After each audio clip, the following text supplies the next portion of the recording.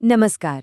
चलिए आज वक्त में थोड़ा पीछे चलते हैं, अगस्त 1943, और पलटते हैं अखंड ज्योति पत्रिका के पन्ने। अब शायद लगे इतनी पुरानी पत्रिका, पर यकीन मानिए ये सिर्फ एक मैगजीन नहीं है। ये तो व्यक्तिगत और सामाजिक बदलाव के लिए एक ऐसा गाइड है जिसकी बातें आज आज भी उतनी ही सच्ची और जरूरी हैं। और पत्रिका की शुरुआत होती है एक ऐसी जबरदस्त लाइन से जो सीधे दिल में उतर जाती है। ये लाइन ये व्यवहारिक अध्यात्मकता और हमारे जीवन के असली मकसद की नींव रख देती है। संदेश एकदम साफ है, असली काम कहीं और नहीं, इसी दुनिया को, इसी धरती को बेहतर बनाना है। तो आज की हमारी ये जो पड़ताल है, इसमें हम 4 पड़ावों से गुजरेंगे। सबसे पहले हम अपनी अंदर की ताकत को जगाएंगे, फिर देखेंगे कि रोजमर्रा की जिंदगी में उसे कैसे इस्तेमाल करें। उसके बाद समाज को फिर से बनाने में अपना योगदान देंगे, और आखिर में इन सारी कोशिशों को साधना के मार्ग से जोड़ेंगे। तो चलिए शुरू करते हैं हमारे पहले पड़ाव से, आंतरिक शक्ति का जागरण। यहाँ ये समझाया गया है कि असली ताकत वो बाहर की चीजों में नहीं है, नहीं, वो तो हमारे अंदर से आती है, हमारी आस्था से, हमारे आत्मविश्वास से और एक अच्छे मकसद से। इस बात को एक बहुत ही दिलचस्प कहानी से समझते हैं। कल्पना कीजिए, सम्राट हर्षवर्धन की सभा लगी है, बड़े बड़े ज्ञानी विद्वान सब मौजूद हैं, और तभी एक नास्तिक खड़ा होता है और ईश्वर के होने पर ही सवाल उठा देता है। सोचिए क्या हुआ होगा। पूरी सभा में सन्नाटा छा गया। और उस गहरे सन्नाटे को कौन तोड़ता है? एक 12 साल का लड़का। उसके तर्क इतने सीधे, इतने सरल, लेकिन इतने गहरे थे कि सब सुनते रह गए। उसने कहा, मेरे मन में जो ये घमंड उठ रहा है, उसे ईश्वर के सिवा कौन देख सकता है? मुझ जैसे छोटे बच्चे को यहाँ बोलने की हिम्मत कौन दे सकता है?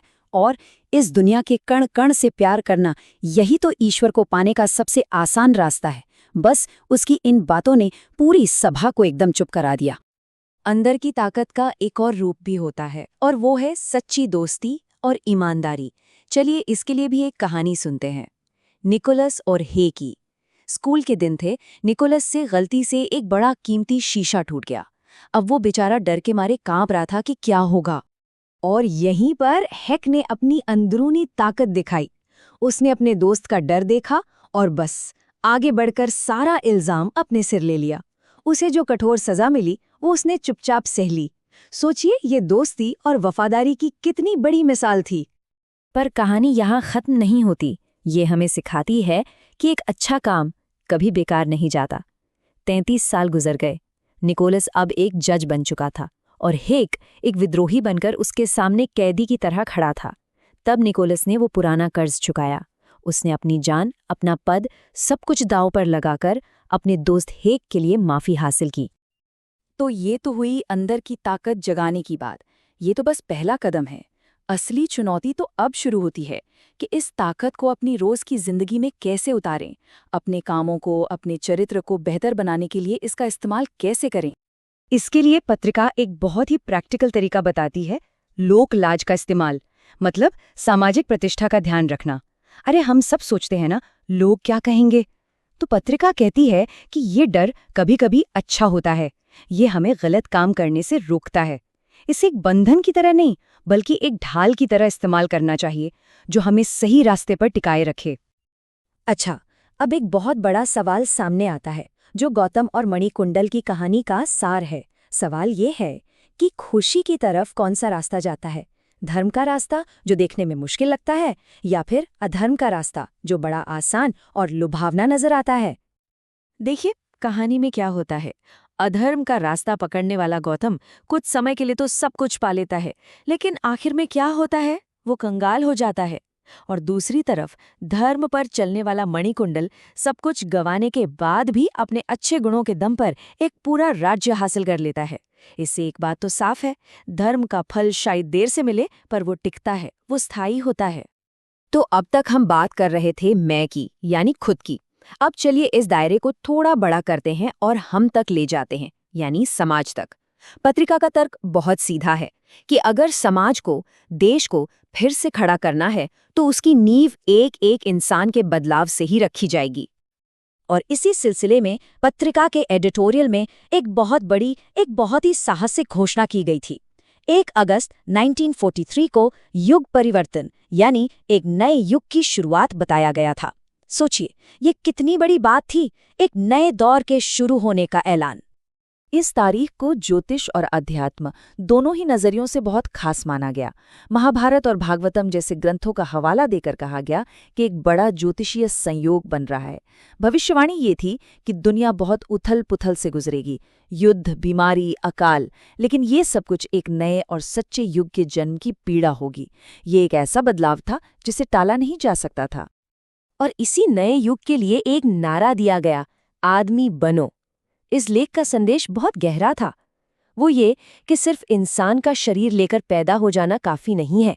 हमें अपने अंदर इंसानियत, हमदर्दी और सबके लिए प्यार जगाकर सही मायनों में आदमी बनना होगा। ये कमाना पड़ता है। स्वामी विवेकानंद की ये बात इसी तरफ इशारा करती है। एक मजबूत समाज की पहचान क्या है? वो आपसी सम्मान और एक दूसरे के सहारे से बनता है, ना कि आपस में फूट डालकर या एक दूसरे से बुरा बर्ताव करके। ये गुलामी की मानसिकता है। और अब हम आते हैं अपने आखिरी पड़ाव पर। ये वो हिस्सा है जो अब तक की सारी बातों को, मतलब हमारी अंदर की शक्ति, खुद में सुधार और समाज की सेवा, इन सबको एक ऊंचे आध्यात्मिक मकसद से जोड़ता है। तो इस नए युग की अच्छी शक्तियों से जुड़ने के लिए क्या करें? संपादक ने 3 बहुत ही आसान आदतें अपनाने को कहा।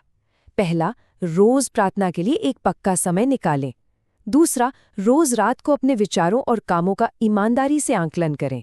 और तीसरा, रोज कम से कम एक अच्छा काम करने का मौका जरूर ढूंढें। साधना का असली लक्ष्य क्या है? पत्रिका योगी अरविंदो की एक बहुत ही कमाल की मिसाल देती है। वो कहती है कि साधना का मकसद सिर्फ अपना भला या अपना मोक्ष नहीं है। असली लक्ष्य तो खुद को आध्यात्मिक बिजली का एक डायनामो बनाना है, ताकि हम खुद तो रोशन हों ही, साथ ही सैकड़ों दूसरे लोगों की जिंदगी में भी रोशनी और ताकत फैला सकें। तो फिर ईश्वर कहाँ है? उसे कहाँ ढूंढे?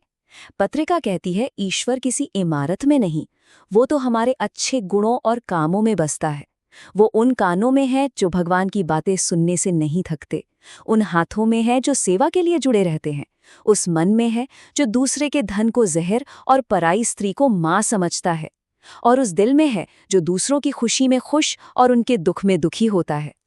और आखिर में 1943 की ये पत्रिका हमें एक बहुत ही जरूरी सवाल के साथ छोड़ जाती है। एक ऐसा सवाल जो आज भी उतना ही ताज़ा है कि अगर इस धरती को स्वर्ग बनाने के सारे औजार, सारा ज्ञान हमारे अंदर ही हैं और पीढ़ियों से हमें पता है, तो फिर कौन सी चीज़ हमें आज उनका इस्तेमाल करने से रोक रही है? ये सवाल हम सबके लिए है।